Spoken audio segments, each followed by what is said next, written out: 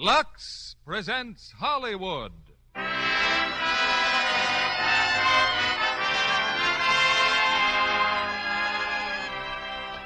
Lever Brothers Company, the makers of Lux Toilet Soap, bring you the Lux Radio Theater, starring John Garfield and Jane Wyman in Body and Soul with Marie Windsor. Ladies and gentlemen, your producer, Mr. William Keeling.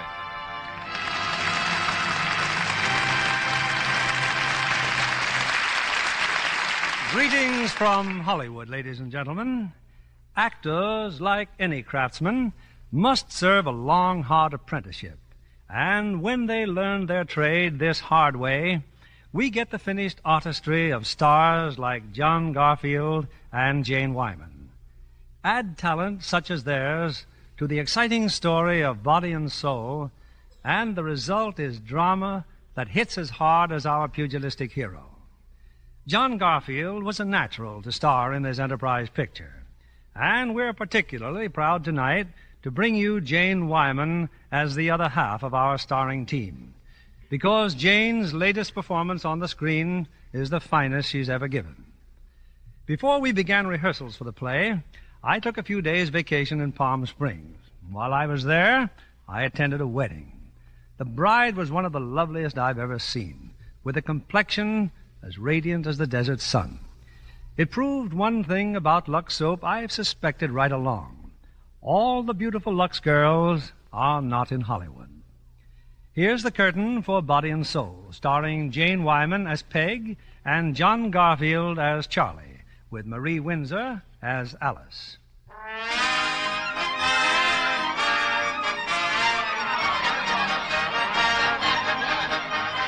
New York City, Greenwich Village, the annual election rally and entertainment of the Iroquois Democratic Club.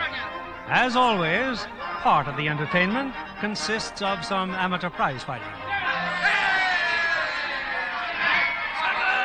8, 9, 10, the winner! By a knockout in 1 minute and 8 seconds of the first round, our own neighborhood champ, Charley Davis!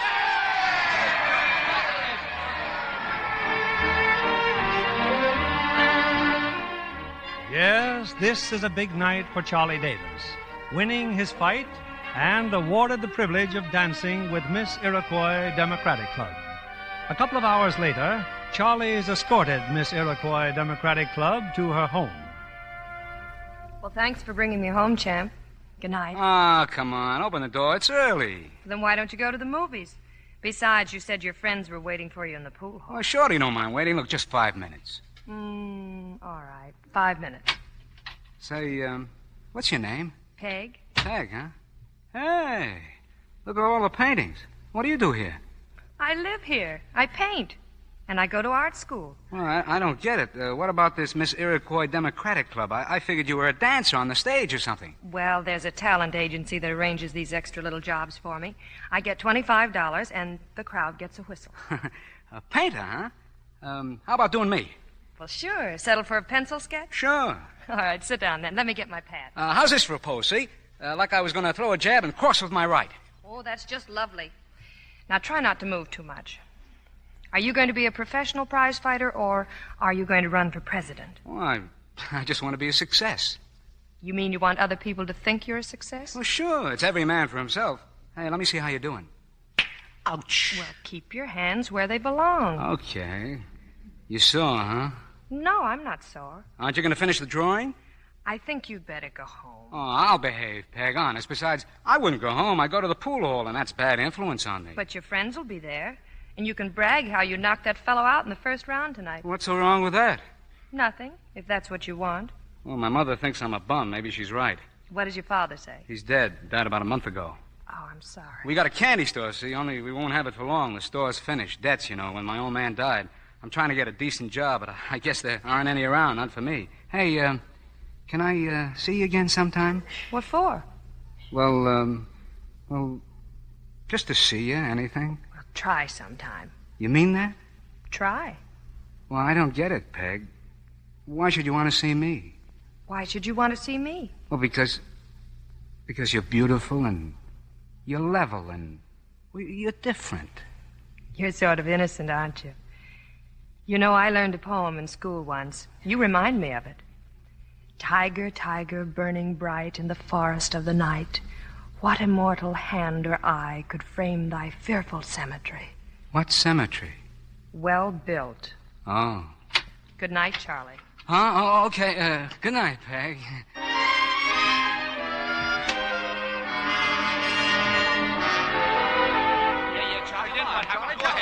Well, the guy was wide open. He was begging for it, okay, so I let him have it. Hey, beat it, you guys. Go on, blow. What's the matter with Shorty?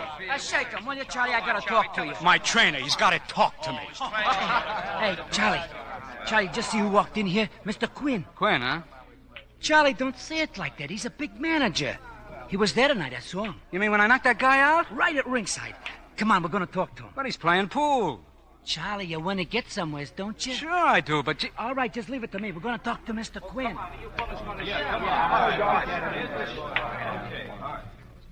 You got something to say, Shorty? Then say it. I just wanted you to meet my friend, Mr. Quinn.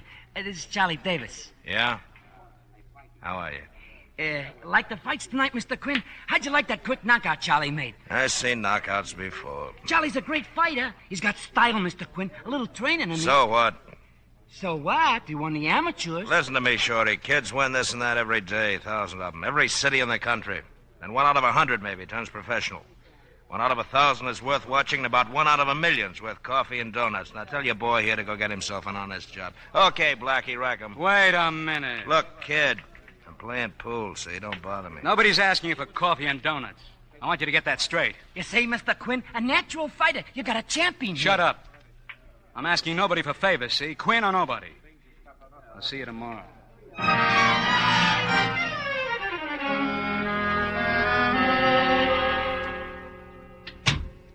It's me, Mom. Oh, a champion. I already had a delegation from the pool room. They congratulated your mother. Well, it's better to win than to lose. Surely. And the other boy, you hurt him good, champion? Well, it's only a prize fight, Mom. It's a sport. So, now you'll be a professional sport and make a living hitting people, knocking their teeth out, smashing their noses. Is that what you want, sportsman? Mom, please, give me a rest. I looked for a job. For 3 weeks solid, I looked for a job. What do you want?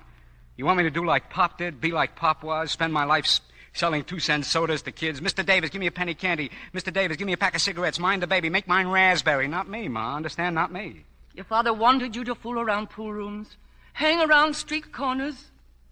He wanted you to study to be something. I want to be a fighter. So fight for something, but not for money. Okay, Mom. I'll try again. Oh, Charlie. Charlie, you're not a bad boy. It's not for me. It's for you, Charlie. Your future. Sure, Mom, sure. Hey, Charlie, I spoke to him again, Mr. Quinn. He'll take you on. Hello, Mrs. Davis. Well, tell Quinn I'm not interested. Charlie, you nuts? I'm through fighting. Ain't that plain enough? But, Charlie, Mr. Quinn says... Tell him, Charlie. Tell him. You heard me, Shorty. I'm through.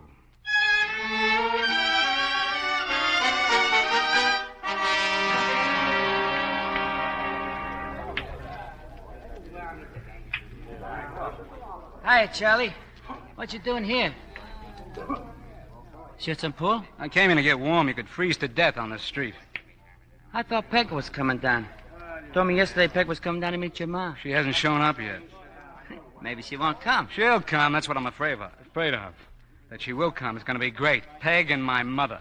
Well, if you're going with a girl... Who's going with a girl? You need dough to go with a girl. No job, huh? What do you think? Look, you didn't forget about dinner. You promised when Peg came to the house that Who's you... forgotten? Hey, see the paper this morning, Charlie? Huh? Yeah, look. No unemployment for him. Mike Marino KOs Phillips in the second round. You'll keep the paper, Charlie. Look to the one ads. Maybe somebody died and you can carry the corpse. All right. Let me alone. I saw Phillips this morning. That fight last night was framed. Phillips took a dive, but he got $50. $50 for taking a dive. Phillips is smart, Charlie. He don't have to take his girl walking in the street. That needle's getting kind of dull, Shorty. Okay, Charlie, throw your talent in the gutter. Hey, ain't that your girl coming down the street? Huh? Oh, yeah. Come on, let's go.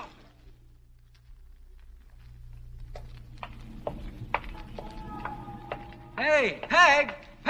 Hello, Tiger. Well, you remember Shorty, Peg? Oh, the ex-champ's ex-trainer. Of course I do. Hiya, Peg. Well, let's take a walk around the block. Walk? Isn't this where you live? Yeah, but, my mother, Peg, I thought I'd better warn you. Well, she talks like I was bringing you home on approval or something. I didn't want you to get embarrassed or sore with me. I won't get sore with you. No use, Charlie. You can't call it off now. Just tell Peg you like long engagements. Is this a proposal, Oh, Charlie? Peg, listen. It's a proposal from Mama. And I'll tell you just how she'll start off. First, she'll say, "And where do you come from, Miss Boone?" And where do you come from, Miss Boone? What did I tell you? And what's so funny? But Peg told you, Mom. She comes from Highlandtown. Thank you. Yes, she did say. My father was a druggist there. A professional man. Very nice. Charlie's father's brother was a teacher. And Charlie's going to night school. He starts next week. He told you. Yes. Oh, I think it's a wonderful idea. Your father's a druggist. A professional man. You're an artist. You know, and Shorty lives on the same block, Peg. Got 10 brothers and sisters. And 7 of them out of work. The times are hard. It's not easy for a boy to get started nowadays. But if his friends encourage him, if he goes to school and gets an education, if he makes sacrifices and tries to... You end up wearing glasses and still broke. Ha! You got something there, pal. Glasses and still broke. Go, Mom. I have ears, Charlie. Mrs. Davis? Yes? I'm Miss Tedder. Oh, yes. Come in, please. We'd better go in the living room. Peg, excuse me for a minute, please. I won't be long. Who's the dame, Charlie? I don't know. Never saw her before. I have your application here, Mrs. Davis. Mrs. Anna Davis, widow. Is that correct? Yes. I'm Anna Davis. Now, this is just a form so we can have the proper check. Race, white. Religion, Jewish. Nationality, American. Mom. Oh, this is your son? I'm Charley Davis. You're unemployed. You got a job for me? Have you tried? He tried. All the questions on the form must be answered, Mrs. Davis. Now then, have you tried to get a job? Would I be asking for a loan from charity if I could find work? Oh, it isn't personal. We have to ask. Have you any resources, any, jewelry? She has a wedding ring. Charlie, please. We don't ask women to sell their wedding rings, Mr. Davis. I wish you'd understand. I have to ask these questions. Charlie, go into the other room. I'm staying right here. Is this furniture yours, Mrs. Davis?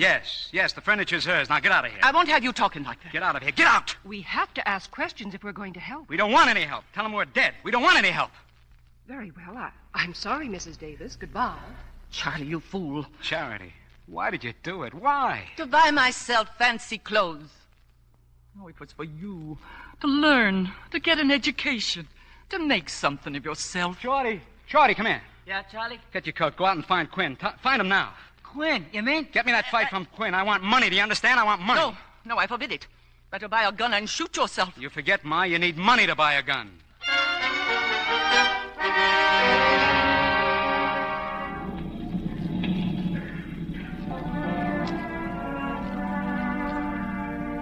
Charlie? Peg, I thought you left.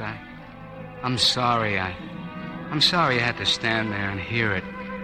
I looked for you on the street, even the pool hall. Then your mother said maybe you'd be here up on the roof. Peg, can you understand? I don't want any handout. You think I like the idea of waiting around for the whole world to make up its mind what to do with me? What is it you want to do? Anything you want to do is all right with me. I must be in love with you, Charlie. I don't know what else it could be. It'll be quick, Peg. Quick. I got fists, see? I got 2 good fists. Tiger. Yeah, that's right.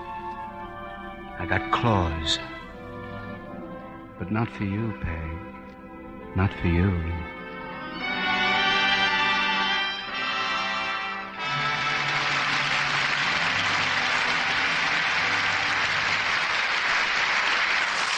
In a few moments, we'll bring you Act 2 of Body and Soul.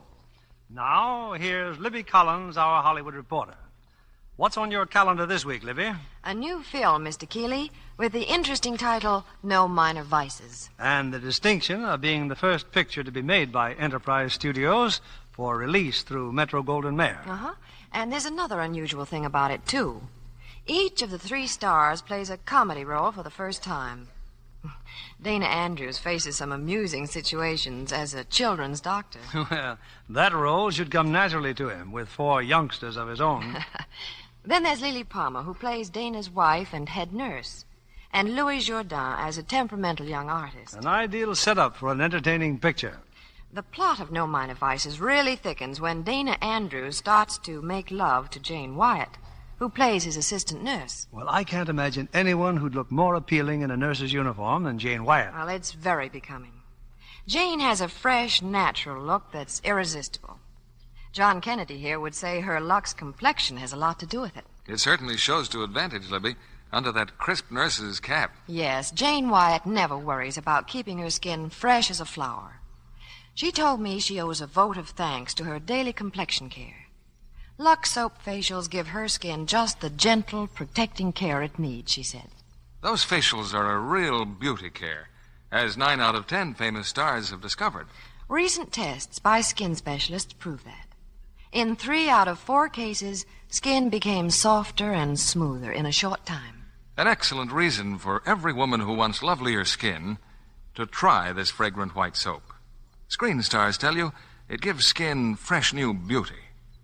Why not get a supply of Lux toilet soap tomorrow? It's Hollywood's own complexion care, you know. We return you now to William Keighley. Act 2 of Body and Soul, starring Jane Wyman as Peg and John Garfield as Charlie, with Marie Windsor as Alice.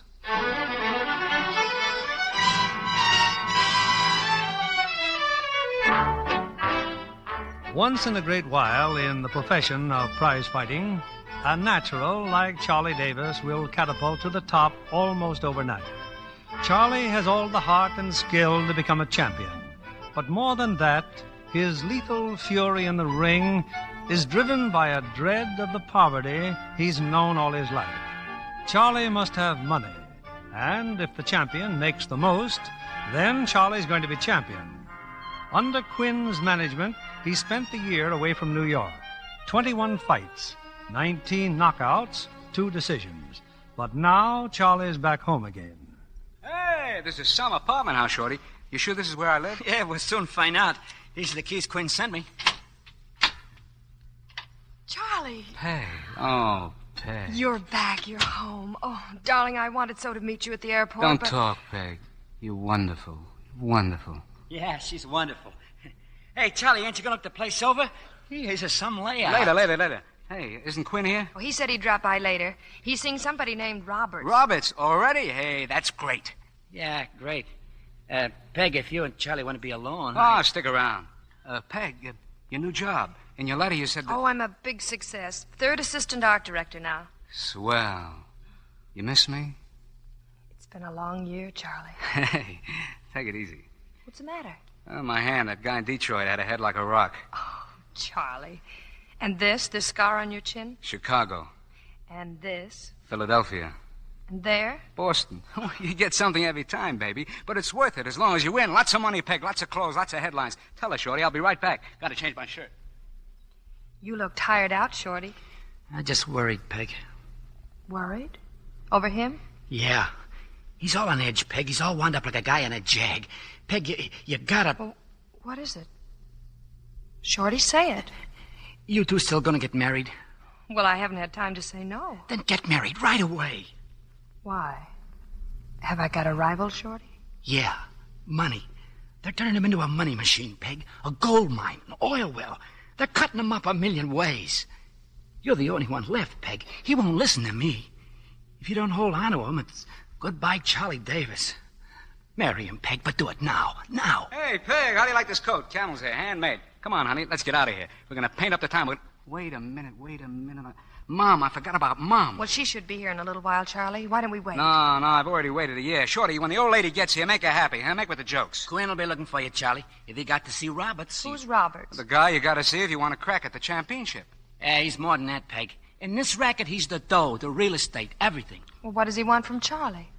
Everything. I told you 100 times. After I fight Ben Chaplin, I'll be champ. And I'll give the orders. I'll say what and when. Sure you will. To everybody except Roberts. There'll be more dough, won't there? So let him cut it up. A bigger pie, more slices, more to eat for everybody. It doesn't make sense. Nothing makes sense. Only dough. Come on, baby. Let's start spending some.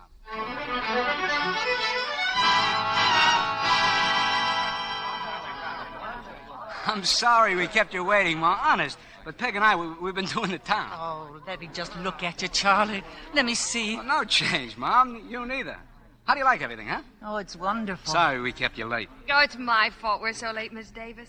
It's my fault, everybody. We danced and danced, and Charlie just couldn't get me home. Oh, look at my new coat. Look, it's a wedding present. We're going to get married right away. We just decided. Charlie, thanks. Oh, it's been such a day. Every place we went, there were millions of people, and all intimate, personal friends of Charlie's. And Charlie was king, and I was Charlie's girlfriend. I'm tight. I bet I'm tight. I know you, Mrs. Davis. You're his mother. And you're Mr. Quinn, his manager. And you're Shorty, his friend. And you're... Who are you? I'm nobody yet. Oh, well, don't suck. We're all nobody. You know what nobody is? Nobody's anybody who belongs to somebody. So if you belong to nobody, you're somebody. Understand? Some wife I'm getting, Mom. She likes champagne. You won't have to worry about Peg. Oh, Charlie, this is Alice, a friend of mine. She sings in a nightclub. Glad to meet you, Charlie. And this is Miss Bourne. Hi. Could I try it on, your new coat? It's all yours. Well, Charlie, when's the wedding? Right away, Shorty. Good. We'll invite the whole neighborhood, huh? Oh, gee, what a coat. Soft. Like a baby's skin. I bet it cost a lot of money. It's too rich for your blood, honey. Hey, is that the door? I'll get it, Shorty. Hello, Mr. Roberts. We've been waiting for you. Beat it. You're Charley Davis, huh? Pleased to meet you, Mr. Roberts. This is my mother. Good evening, Mrs. Davis. And this is my girl. We're going to get married. Oh, congratulations. And this is our friend Shorty. He's our trainer. How about a drink, Mr. Roberts? Never touch it. What's on your mind, Mr. Roberts? No, social call. Social call? What kind of a deal did you cook up with Quinn this afternoon? Hey, take it easy, Shorty. Didn't you tell him, Quinn? Well, I figured to wait till we all got together.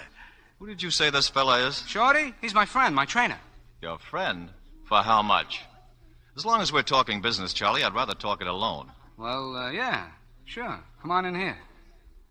You want to fight the champ, we got to get a few things straightened out. Whatever you and Quinn decide. Sure, only I don't talk money with Quinn. Close the door. I only make one kind of a deal, Charlie. 50%. 50% of what? Quinn gets 30%, Shorty gets 10%, I get 60%. Well, then we start fresh. You're a fresh young kid, so we start fresh. But what about Quinn? Well, he's your manager. We both need him. You give him 5%, I give him 5%. And Shorty? Well, I don't ask you what you give your mother, Charlie, or your girl. I pay my expenses, you pay yours. Well, Shorty gets 10%. Do it my way. You fight for the championship right away. Okay. I'll take care of Shorty myself, but don't say anything about it. What about me, Mr. Roberts? What percent am I worth? Peg, did you hear? I get a crack at the championship right away. What about it, Mr. Roberts? After all, I made him what he is because I told him to fight. He's going to make a lot of money. Enough for everybody. Just take a tip, kid. Yeah? Postpone the wedding bells. Keep your mind on that championship.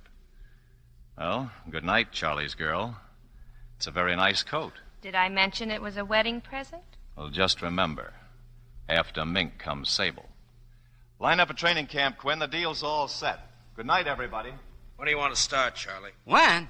Right away. Then you're not going to get married? Well, sure we're going to get married, but it'll wait. Why can't the fight wait? Ma, you can't do a thing like that. Oh, Charlie's right, Mrs. Davis. You can't postpone a big fight like this. That's my baby. You know what else, Ma? I want you to give up the candy store. I want you to live here in a decent place. I live in a decent place, Charlie. Yeah, and it's paid for, and not by Roberts. What are you beefing about? What's the difference? It's money, ain't it? You get it, Peg, don't you? Yeah, I get it, Charlie. What else can you do? Yeah, sure.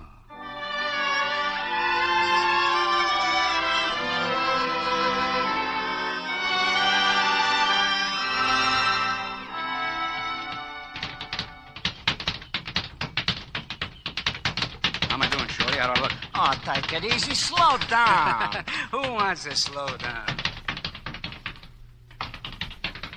If you ask me how he looks, I'd say like $1 million.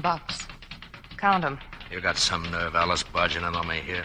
I came to see Charlie. Well, you saw him now. Turn around and go back to New York. No hurry. The nightclub doesn't open for a week. I thought you'd learn to behave yourself. I think I'm behaving just fine. So does Charlie. Just one word of advice, honey. In 2 weeks, he fights the champ. Until that's over, I got troubles enough. What trouble? He's going to win, isn't he? Suppose we just wait and see what happens, huh? Sure, Eddie. Let's wait and see what happens.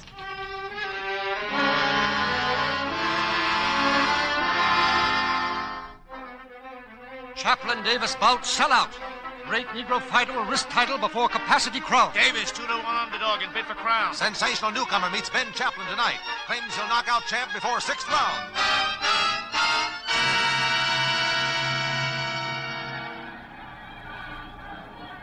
How do you feel, Ben? I'm okay, Mr. Roberts. Yeah, it looks fine, Arnold. You're a good manager. You haven't forgotten the deal we made. The $40,000 you owe me? No, I haven't forgotten. I'm talking about the fight. A decision, right? No slugging. That's the way it still stands, Mr. Roberts. Well, sure. We made a deal. And Quinn understands, and Charley Davis? I don't mind saying I'm scared. Scared? You'll make a pile of dough. I'm talking about Ben here. I told you 2 months ago he's got a blood clot.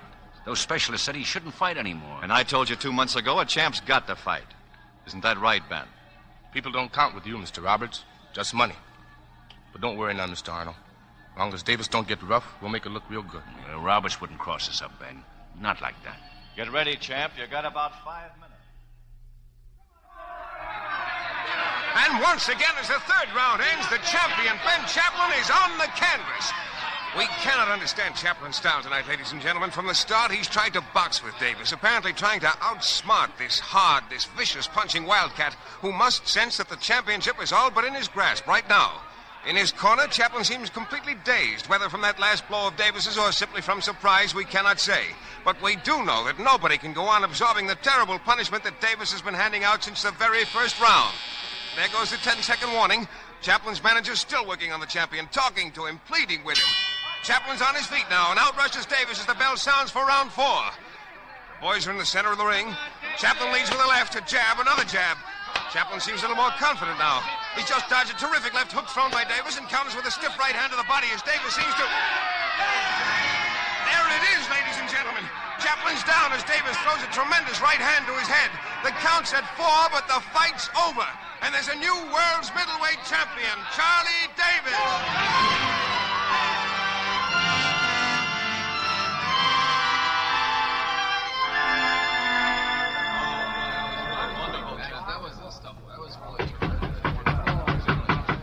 Can I come in, Mr. Arnold? It's me, Davis. Come in, Charlie. How is he?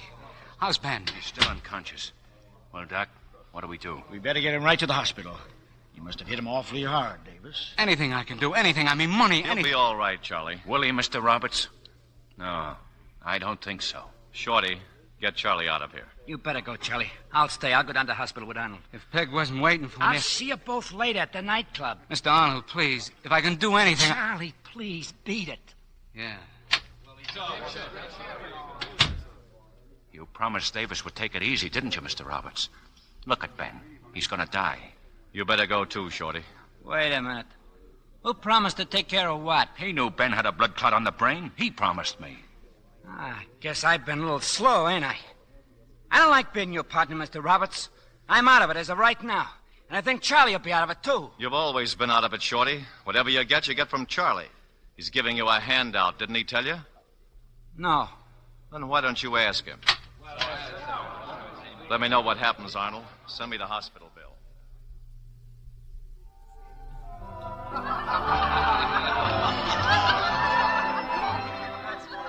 Hey, Champ, what do you say? One more picture, you and Miss Bourne, huh? Hey, fellas, give me a break. I just want to celebrate. Okay, Champ, we'll catch you later. Charlie, isn't that Shorty there at the bar? Huh? Where? Well, stay here. I'll get him.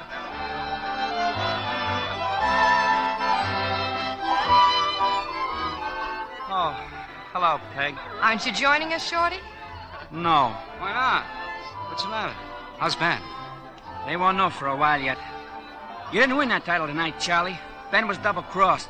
They promised him an easy go. Where do you get that stuff? Who promised? Ben was sick. He had a blood clot. They all knew. A blood clot? Here's Roberts. Well, ask him. It's the old alibi, champ. You'll get used to it. You don't think I beat him square? Is that it, Shorty? You beat him foul. I don't like partners like Roberts, Charlie. It's rotten. Tell him he's out. What are you talking about? Are you crazy? Roberts says I'm out. Am I, Charlie? You gonna keep on giving me that 10% for old time's sake? What's the difference? We won, didn't we? That's what we wanted. We didn't win. Roberts won. Charlie went Fester with rats. If you don't like the racket, Shorty, you can always quit. I quit 2 hours ago in Ben's dressing room. Peg, if he has any sense left, he'll do the same. I'm through, Charlie.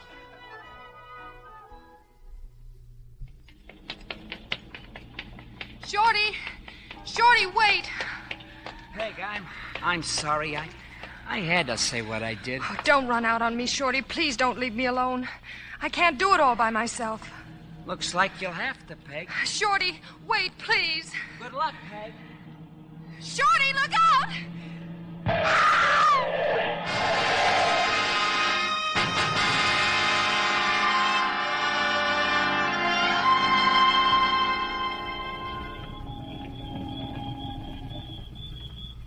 Sit down, Charlie. Let's sit here on the bench. We've walked all the way to the river. Let me find a cab. I'll take you home. In a minute. How can so much happen in just one night? The fight, Ben, Shorty killed by a truck. I say the words, but I can't believe them. It's like Shorty was blind, like he walked right into that truck. Is Ben going to die too, Charlie? No, he isn't going to die. They say he'll live. They say he'll be all right. If one could only say that it all started here or there. If what started? This thing you're in, Charlie. And you've got to get out of it. Well, what can I do? It was an accident. Only the dying. Nothing else. We can't live with these people, Charlie. I couldn't bear it. Well, you don't have to see them or meet them again. We'll live fine. I'll make the money. I'll look after Ben. Believe me, I'll do everything I can. But I can't start again. From what? With what? But, darling, you won't be starting again with nothing. But if you don't get out, someday it'll be worse. You'll be like Ben. I'm too smart for that. It's nothing to argue, Charlie. I can't live this way. You stop now, or I stop. Peg, that's not fair. Was it fair for Shorty to die? It was an accident. And for Ben to fight with a blood clot? I didn't know. One way or the other, Charlie. But I'm the champ. You mean Roberts is the champ. I can't marry you, Charlie. It would mean marrying him. I can't, Charlie. I can't.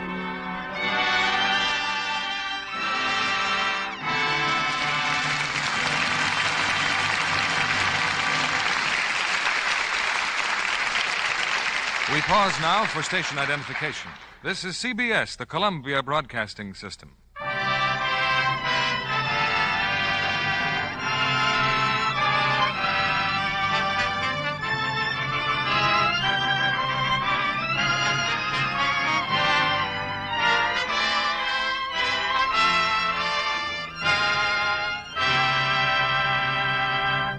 We'll bring you the third act of Body and Soul in a few moments. Tonight, we welcome a charming newcomer to the screen, Miss Laura Elliott. She's something of a record breaker, too. I understand that though you've took your screen test only last summer, Laura, you've already had several important roles. Well, I was pretty lucky to get started so soon, Mr. Keeley.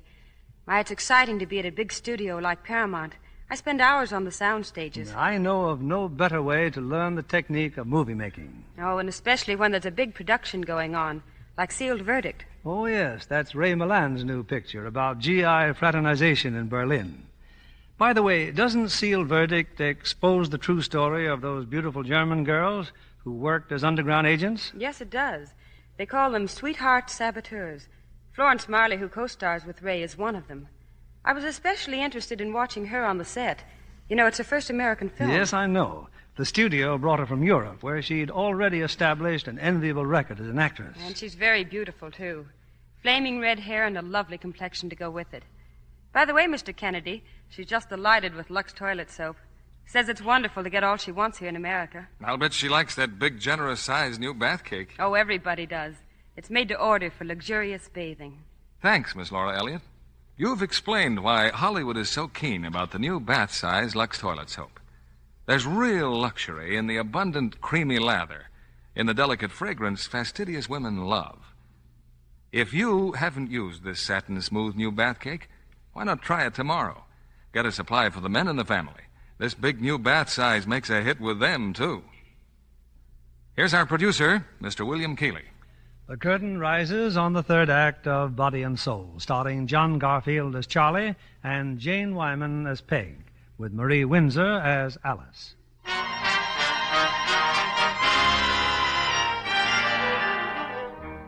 It's more than 3 years since Charley Davis won the championship and lost Peg. 3 crazy, exciting years, full of headlines and highballs and glory and $1,000 bills, and a girl named Alice to help Charlie spend them. 5 times Charlie's defended his title and won. And now, after months of idleness, Charlie's going to fight again. Hello, Roberts. I was in the neighborhood. Thought I'd drop in. Didn't know you were here, Quinn. Just talking things over, champ. Glad you stopped by, Charlie. Oh, you won't be. I'm short on dough. I came to make a touch. Nothing doing. Why not? You'll get it all back after the Marlowe fight. By the way, Quinn just told me you got a new trainer. Yeah, Ben Chaplin. He's okay now, huh? You know you can write that kind of charity off your income tax. Ben called it charity, too, at first, till I told him I needed someone like him, someone I could trust. Charlie, that ain't like you. About the Marlowe fight, Charlie. The odds are 3-1 you'll win. That's a lot of dough, if you bet on Marlowe. I'm not handing my title over to Marlowe. I can beat him. You gonna bet on yourself? Sure I am. Get smart, Charlie. Right now, is the dough rolling in or is it rolling out? Hey, you're dreaming. Maybe Mr. Roberts got something there, You'd champ. like to see me take a dive, wouldn't you, Quinn? Me? Why should I? Your money in the bank. But facts are facts. You said you needed some dough, Charlie. I got 60 grand here for you. For a clean, fair fight that Marlowe wins. 15 rounds to a decision. 60 grand at 3-1, plus your end of the purse, also at 3-1. No. I don't think I like it. Let's stop being nice to each other. You're into me for a lot of money. I've already made my arrangements with Marlowe, and nobody backs out now. That's the way it is. Besides, a lot of guys think Marlowe can beat you on the square. I don't take a dive for nobody. What do you think I am, a tanker? Who's asking you to take a dive? I said decision. 15 rounds to a decision.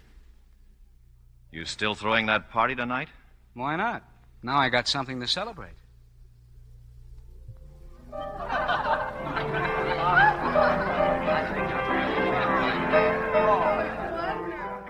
Where's the champ, Alice? Dreamland, sweetie. Passed out. Oh, boy, did he hang one on. You gonna bet on the fight? Every cent I can beg, borrow, and steal. Just remember I told you about it. Charlie's gonna make a snoot full of dough. You go through it in a year with your help. That gives me a year, Eddie. What about you?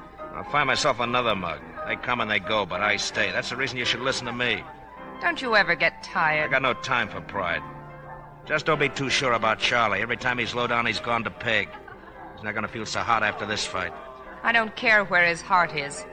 Only the money. What about me, how I feel? Oh, don't romance me, Eddie. You're getting old. You could use a new paint job yourself. And I know where to get it. Just watch me, Eddie.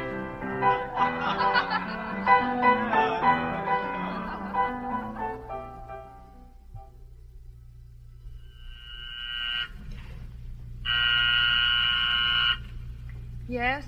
Milkman. Yeah. Early delivery, Peg. Charlie. Well, come in. You have to excuse the way I look. I don't often have company at 5:30 in the morning. Trouble, Charlie? No. No trouble. Well, come on, I'll make some coffee. You look as if you need some. Yeah, I got up a little early. That is, Been celebrating the Marlowe match? I tried to. I thought you skipped all the places in the newspaper that mentioned my name. On the contrary, I read about you religiously. Tomato juice? Thanks. How's the job, Peg? Well, I've been promoted. I'm a full-fledged designer now. Gee, that's great. What is it this time, Charlie? The last time you came, it was because you were bored. Before that, you were lonely. Once it was your birthday, and once it was mine. What's the occasion now? Does it have to be an occasion? Well, I don't understand. Oh, well, I worked late last night, and I'm not too bright this morning, but I'll try. Now, what is it you want? Advice? comfort or recrimination. I want you, Peg. Here I am, Charlie. Peg, I'm scared. So low down. I wondered, but I had to see and find out once and for all about you, about us. I had to know. But we won't be broke. It's my last fight. Look, I got 60 grand here and more to come. No, don't say it. Don't tell me what you'll get me. Don't tell me what you can buy. You've got nothing to buy. I said all that once before, didn't I? Don't talk, Charlie. You'll only start saying things you've learned to say, not what you once were and what you are. Peg, you're crying. Well, then don't look at me. Drink your tomato juice. Oh, Charlie, the way things happen, it's not fair, is it? Peg, Sometimes you wait very long for happiness. Sometimes you fall over it before you learn to walk. Oh, I'm all jumpy and silly and shaky. I can't think why. I must be ill. I'm running a high fever. Oh, what am I talking about? Do you know? Peg. Do you know what it is to love and be alone? I love you, Charlie. I love you.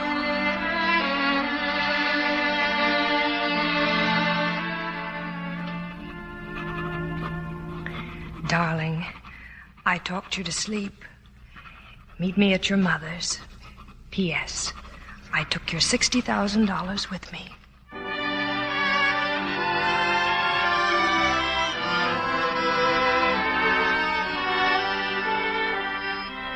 And did she tell you, Ma?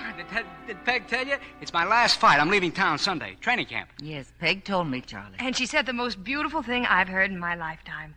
She said at her age she didn't think she could ever fall in love again. With who? With us, Dopey. Thanks, Ma. She talks too much, this girl. Not only that, she steals my money. Come on, give. What'd you do with it? Oh, you're too late. I put it in the bank. Well, in the morning I'll go down with you and pick it up. What for? Well, I need it. Why? Well, to bet on the fight. Oh, but darling, if you lose the money, then you'll want to fight again. Oh, no, I'm not going to give it to you. You're rich enough. Well, you don't understand. I don't want to quit without money. I don't want to end up broke. But how can you be broke with $60,000? Darling, you can stop right now. Stop now? There's $1 million riding on my back. If I don't bet, I don't get a dime. I'm all mobbed up, tied hand and foot, down to my last buck. Do you think I want to end up like Ben, punchy, with a blood clot on my brain, waiting to die any day, or with a bullet in my back in an alley? What do you mean, bullet? Well, don't you understand? The fight's fixed. Fixed? What does it mean, fixed? It means I'm throwing the fight, that I'm going to lose. It's all arranged. That's why I want to bet the 60 grand. You get it, Peg, don't you? Sure, I get it. It's an investment, a sure thing. What? Well, what do you want? What are you looking at? And the people are all so proud of you, Charlie. Like the people in this neighborhood here. You're all friends, Charlie. We have nothing to be proud of. Except maybe you, because you come from them. Then tell them not to bet on me. They know it's a racket. They don't bet to win money, Charlie. It's their way of showing they believe in you. It's none of my business what they do or what they believe in. Nobody looks out for me. Oh, poor Charlie. Nobody looks out for you. Well, you're all so high and mighty. Ma wouldn't have a dime if it wasn't for me. Or a too big candy store or clothes on her back. Peg, it's my money, isn't it? You were in such a big hurry you slap it in the bank. Sure, you said we're rich enough, like the rest of them. I take the beatings and comes out of my hide, and you take the dough, like all the rest of them. Well, this time I'm taking care of the dough. Give me back my 60 grand. I didn't put it in the bank.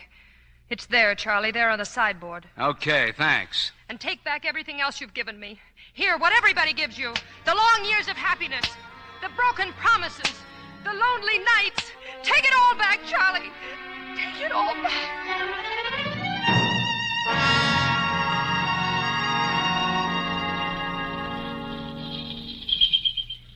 Hello, Ben. Hello, Mr. Roberts. Where's Charlie? Taking a shower. He's been working out. Ben, how's your head these days? Still on, Mr. Roberts. No thanks to you. You still sore? Here, here's something to sweeten the past. I don't take blood money, Mr. Roberts. Mine or anybody else's. Oh, I'll throw it on the ground then. Only now you'll have to bend down to pick it up. Ben, take it easy, Ben. I'm okay, Charlie. You shouldn't get excited. Last couple of weeks, I've been fighting my head all the time. You've got to get your real examination, Ben. Yeah. This money that Roberts gave you. Let me pick it up. Take it, Ben. Money isn't like people. It's got no memory. It don't think. Here, put it in your pocket. If you say so, Charlie. Day before the fight. Tomorrow, we're back in New York. Always makes me sad, Charlie, seeing them breaking camp, tearing down the sparring ring. But after a fight, I always felt so good. Walked all over Harlem. And the kids crazy for you and proud. A champion for the whole world to know. This won't be a fight tomorrow night, will it, Charlie? It's all framed and fixed, isn't it? Ben, look. I've been worried about you, but I got it all arranged. Good doctors, Ben, and a long rest. The guy's got to take care of himself. Yeah. Look, Charlie, you can lick Marlowe. He's fast, but he ain't got what it takes. If you keep on top of him, he'll go down, I know. You haven't got a thing to worry about, Ben. The bet's in there for you, too. What are you ducking out on, Charlie? You can be on top for years yet. Maybe you let Roberts talk a little too fast. I'd like a word with you, Ben. Say it, Mr. Roberts. Say your word. When do you leave here? Well, when Charlie leaves. I think you'd better go tonight. Lay off him, Roberts. Sure, Charlie. We'll just get somebody else for your corner. Let Charlie take care of that. It's been taken care of. I told Quinn to dump you long ago. He said Charlie wanted you. Well, Charlie doesn't want you anymore. Let Charlie tell me that. Well? Ben, I'm telling you, so start running. You double-crossed me before. I'm through, washed up. But I don't scare easy anymore. Ben, no, stop. Why, you're punchy, Ben. Your head's soft. Leave him alone. He's sick. I'll let you stay on Charlie's pension list. You don't tell me how to live. No, but I'll tell you how to die. Ben, cut it out. Take it easy. Why, you crazy punch drunk. I don't scare easy anymore. I don't scare. Ben. Ben.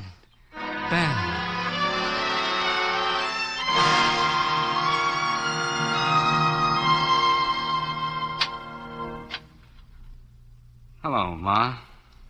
What do you want, Charlie? Ben's dead. When? A few hours ago. Has anybody called me? No. After Ben died, I just got in the car and drove away. I had to come down tomorrow anyway, so I thought... I couldn't sleep, Ma. I thought maybe I could... Peg's here, Charlie. She's gone to the market. Oh. I couldn't stand up there after they took Ben away. I couldn't sleep, so I came down. I had to find a place where I could lie down. You know, Ma, you have to have a place. But those things I said to you and Peg, I didn't mean it. You know that. Charlie... What's the matter? Don't you want me here? The butcher was closed, Ma, but I got all the... Peg. No, I don't want to see you. Please. Go away, Charlie. Go away. Okay, I'll go.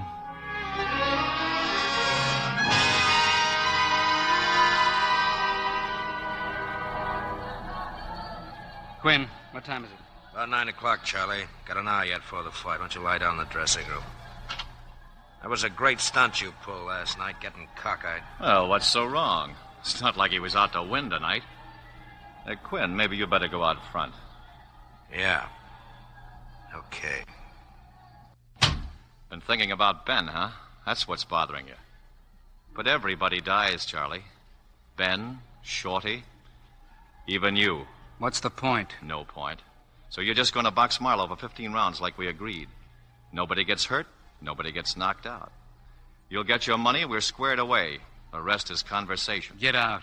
Just let me alone. Let me alone. Sure.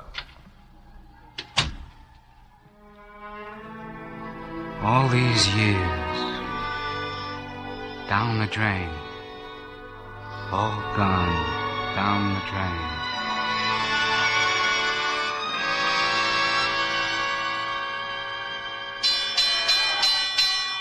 Introducing the worthy contender, that tough and ruddy boy from the Lone Star State, Jackie Marlowe. And now that great champion who has met and defeated all the leading contenders, the champion of the world, Charley Davis. Your timekeeper is Bert Jackson, keeping time for the knockdowns, Tony Amata. Judges Edward Watson and Paul Stoddard. Referee Billy Johnson. And may the better man win. All right, boys, I want a good, clean, honest fight. You know what the rules are. I want you to be very careful about fouls. When I tell you to break, I mean This break. is your ringside radio reporter, ladies and gentlemen, ready to bring you the first round of this long-awaited championship contest. As you know, the experts have figured Davis to beat Marlowe. They say the betting odds have been about... All right, here we go for round one.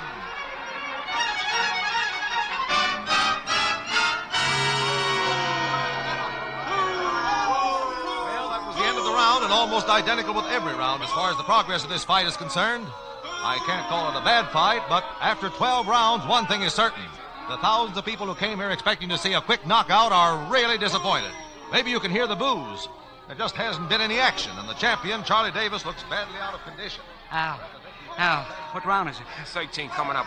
I'll fall down by the 15th. Hey, the referee. I've just warned Marlowe, and I'm telling you for the last time, Davis, come on and fight. Yeah, sure. Warn him, boys, Charlie. Okay.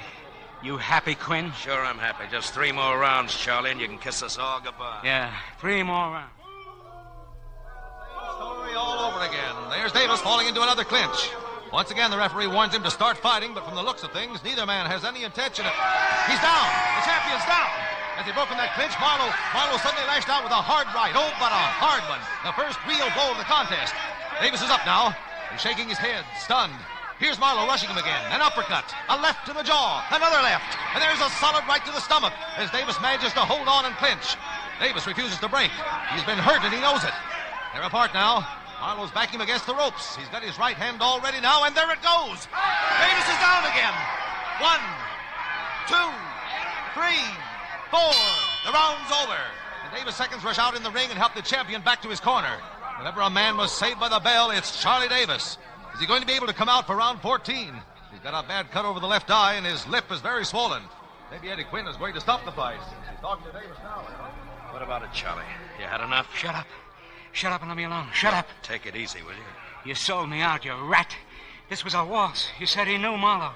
You said Marlowe knew. Look, Charlie, please. You and Robert sold me out, just like you sold out Ben. Look, I tell you, Marlowe just lost his head. He knows as well as you do that... I'm gonna kill him. I'm gonna kill him. Look, take a dive, Charlie, before you get hurt.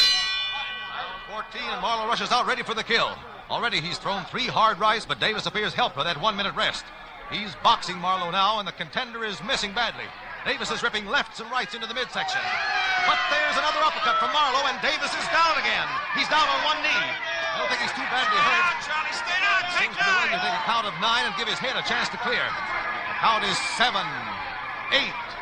Davis is up now, and once again, Marlowe is ramming in with a barrage of rights and lefts. He's throwing everything he's got at the champion.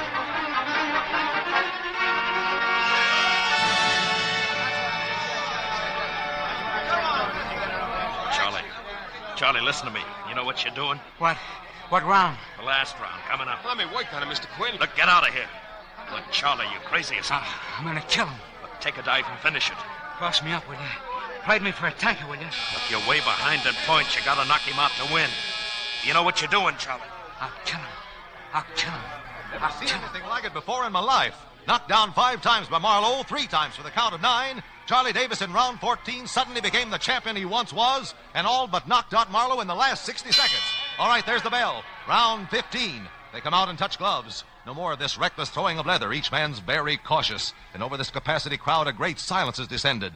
They seem to sense the kill. There's fear in Marlowe's eyes now, and Davis stalks and weaves, looking for an opening. There goes Marlowe with his left hand, jabbing. Another jab. But Davis keeps boring and following Marlowe around the ring now like a tiger stalking his prey.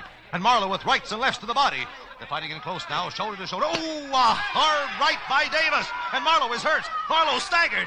Davis now unleashes a terrific attack. A right to the jaw, another right. Another to the head, and Marlowe is down. Marlowe is down. The count is 4, 5. Marlowe is motionless. He's out cold. 8, 9, 10. The winner and still world's champion, Charley Davis.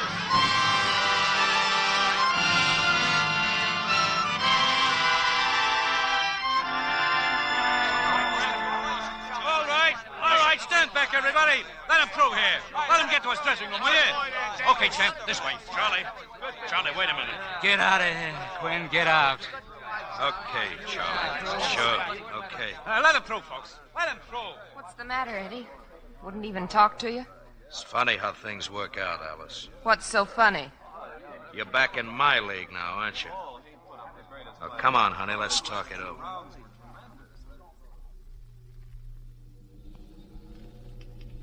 guess you ducked most of the crowd, champ. You want a taxi? No, I'll find one. Thanks. So long, champ.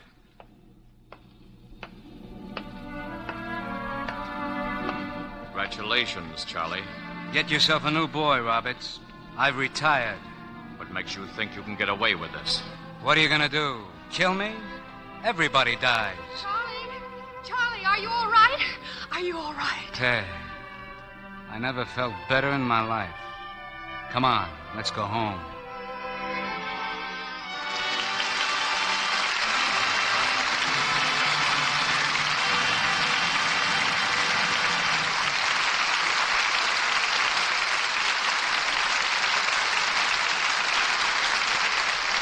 The spotlight turns back to the stars who brought us Body and Soul.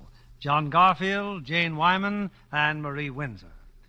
John, I hear you're off of Broadway soon. Going back to the stage, John? Yes, Jane, a little change of pace after finishing the Roberts production of Force of Evil. And in this picture, instead of exposing the fight gamblers, John gets after the numbers racket. With the help of Marie Windsor, how can I miss? Seriously, though, I hope the picture can show people how vicious the numbers game is. Sounds exciting, John. But one of the most exciting offerings I've seen on the screen recently is Jane Wyman's performance in the Warner Brothers picture, Johnny Belinda. Well, thank you, Bill. Everyone's been very kind. I understand you took up a new hobby while you were out on location for the picture, Jane. I began painting in oils, Bill. Sold a picture yet? Yes, I sold my first effort to a rather naive art collector for $475. $475. How would you like to be my agent? Well, not exactly. It was $4.75. See, $4 for the paint and 75 cents for the canvas. Oh, what subject are you working on now? Me. A self-portrait. Well, that's nice work if you can get it. Well, all day long I look in the mirror, then I run quick for the easel before I forget how I look. Well, that painting should immortalize a famous Lux complexion. Thank you, Bill. You know I've always used Lux soap. It's really grand as a complexion care. What about next week, Bill? Next Monday's play is a recent Paramount success, The Big Clock. And we'll have the original stars of the picture, Ray Milland and Maureen O'Sullivan. It's a story with a novel twist that holds the audience in suspense until the last scene. Perfect for radio drama. That sounds like good listening, Bill. Good night. Good night. Good night. That applause says it all. Ladies and gentlemen, the people of this nation have recently demonstrated to the world their freedom to choose a government. But our American system means more than just the right to vote. It also means that we live better than people elsewhere in the world. And we do that by producing more. We produce more per man, per machine, per hour, and this wealth of production goes hand in hand with our basic freedoms.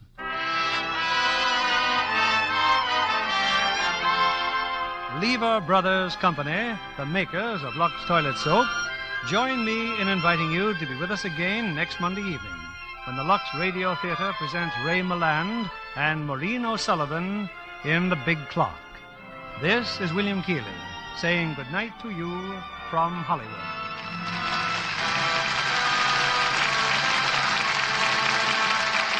Heard in our cast tonight were Bill Conrad as Quinn, Ann Wilms Herbert, Janet Scott, Douglas Evans, James Edwards, Carlton Cadell, Jeff Chandler, Bill Johnstone, Herbert Butterfield, Leo Cleary, Maura Martin, Eddie Marr, and Howard McNear. Our music was directed by Louis Silvers, and this is your announcer, John Milton Kennedy, reminding you to join us again next Monday night to hear Ray Milland and Maureen O'Sullivan in The Big Clock.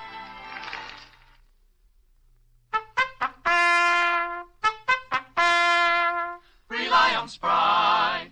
S-P-R-Y. For lighter, finer, richer tasting cakes, Spry tops any other type shortening. Spry's amazing cake improver takes guesswork and hard work out of cake making. Try Spry's one bowl method for glorious cakes. For all you bake and fry, Rely on Spry. S-P-R-Y. Be sure to listen next Monday night to the Lux Radio Theater presentation of The Big Clock, starring Ray Milland and Maureen O'Sullivan. Stay tuned for My Friend Irma, which follows over these same stations. This is CBS, the Columbia Broadcasting System.